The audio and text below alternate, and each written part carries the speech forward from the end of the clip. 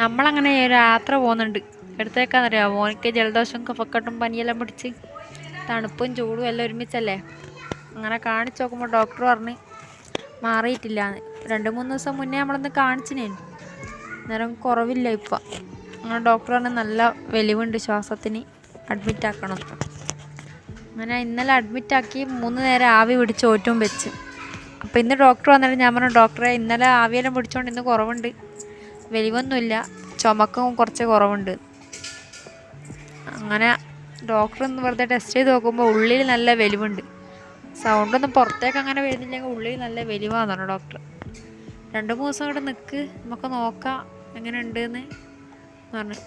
ഇന്നലെ ഇഞ്ചക്ഷൻ അടിക്കാൻ നോക്കുമ്പോൾ ഇഞ്ചക്ഷൻ കയറുന്നില്ല. ബ്ലഡ് എടുത്ത് ഇഞ്ചക്ഷൻ കയറ്റാൻ നോക്കുമ്പോൾ പോകുന്നില്ല. അങ്ങനെ ഇഞ്ചക്ഷൻ ഒഴിവാക്കി.